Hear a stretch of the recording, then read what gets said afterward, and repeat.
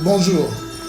Je reste convaincu que les mêmes Gabonais les mêmes mauvaises personnes, les mêmes Gabonais de petite moralité sont toujours aux commandes de ce pays. Parce qu'il n'est pas concevable que dans un pays où on réclame tous les jours le changement et le développement, il existe encore des gens capables d'influencer de façon négative les décisions du président de la République. Et ça, ce n'est pas normal. Le bruit que vous n'avez pas voulu que nous allons faire à l'Assemblée nationale, nous allons faire ce bruit-là sur la toile. Et j'espère que cela aura le même effet. Parce que comment concevoir que 65 milliards de francs CFA soit octroyé à une PME espagnole, une société familiale espagnole, pour venir créer, ouvrir des fermes avicoles pour l'exploitation, la vente des poulets de chair. Est-ce que c'est normal? Sachant que nous avons notre frère Ango Gervais, qui récemment s'est fait expulser de Dakar.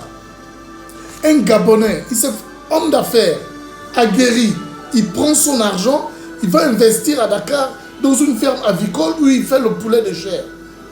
Ils l'ont expulsé de là-bas. Il se plaint tous les jours sur la toile. Il demande même de l'aide à l'État. Il demande à ce que le président Brice Oligui Nguema puisse intervenir. Silence de mort.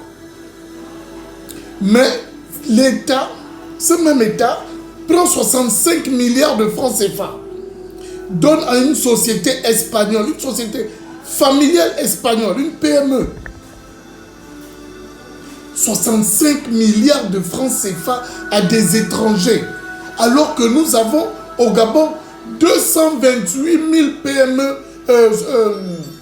sociétés avicoles, qui font dans la production, qui sont dans l'élevage de poulets, de canards, de cochons. Pourquoi l'État ne finance pas, ne divise pas ces 65 milliards-là et les distribue à ces Gabonais-là qui essayent de faire quelque chose? Mais prend l'argent pour les donner, enrichir des Espagnols, une famille espagnole. Et il veut nous dire que l'État ne peut pas employer, que l'État, la fonction publique est saturée. Mais comment désengorger ça si ce n'est pas justement en finançant des PME gabonaises? Mais vous rendez des Espagnols encore plus riches. Les Gabonais vont s'émanciper quand? Si vous-même, vous ne les faites pas confiance. Ango, notre frère Ango s'est fait chasser de Dakar. C'est son domaine de compétence.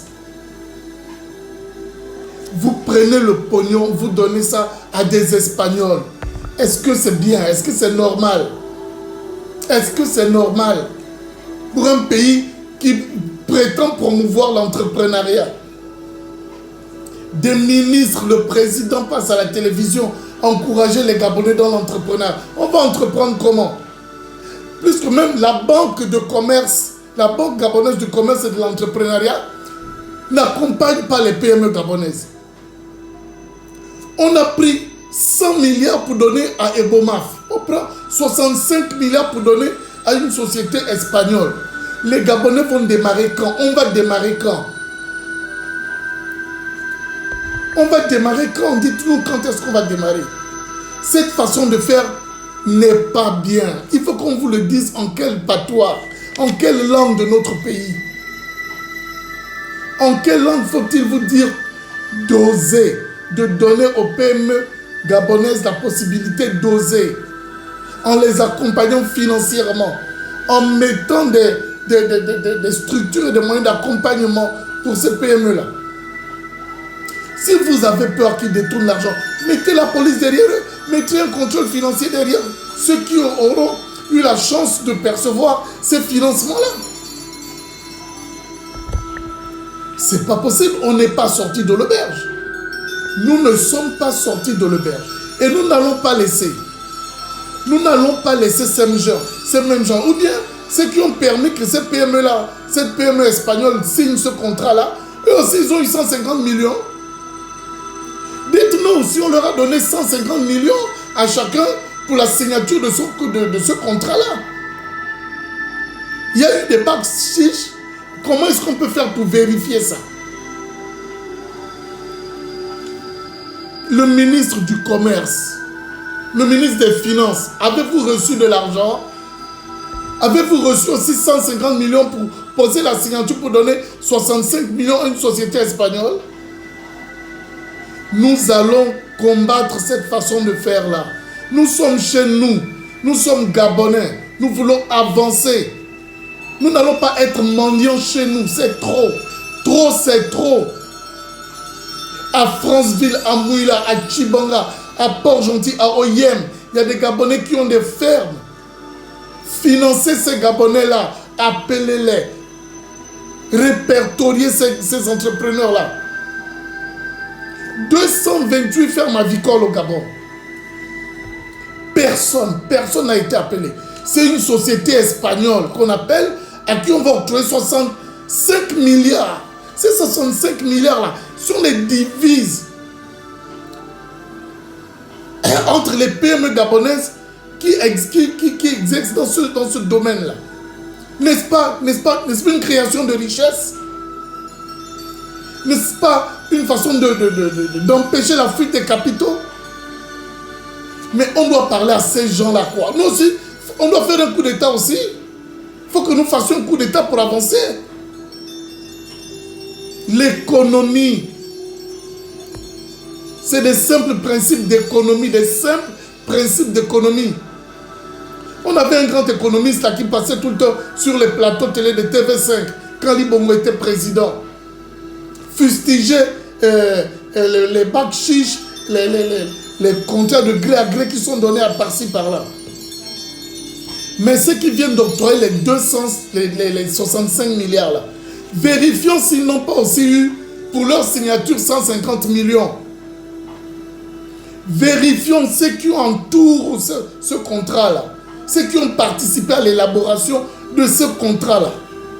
Est-ce qu'ils n'ont-ils pas reçu eux aussi des 50 millions, 100 millions par-ci pour la signature?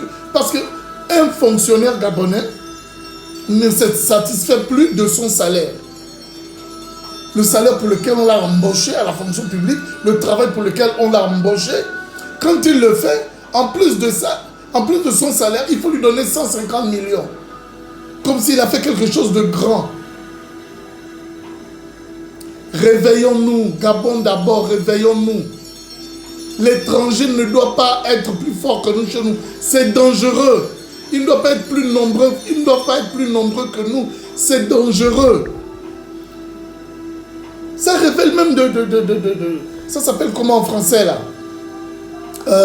La sécurité nationale. Ils sont plus nombreux que nous le jour d'un soulèvement. Mais nous serons en infériorité. Récalibrons les quotas et faisons les choses bien. C'est tout ce qu'on demande. La façon de faire n'est pas bien. Il faut la corriger. Il faut l'améliorer. Dire aux Gabonais de se lancer dans l'entrepreneuriat, c'est bien. Mais en France, ce sont les entrepreneurs qui font l'État français. Perenco, Danone, Gucci, Louis Vuitton, c'est des entrepreneurs. Ce n'est pas des sociétés propres à l'État. Quand est-ce que l'État gabonais va accompagner ces entrepreneurs, ces PME? Quoi? C'est les fonctionnaires businessmen? Vous êtes des ministres businessmen, c'est ça? Incapables de tenir vos propres affaires. C'est au gouvernement que vous venez faire des affaires. Nous allons combattre ça. Nous allons combattre ça. Nous sommes une génération consciente. Nous allons combattre ça.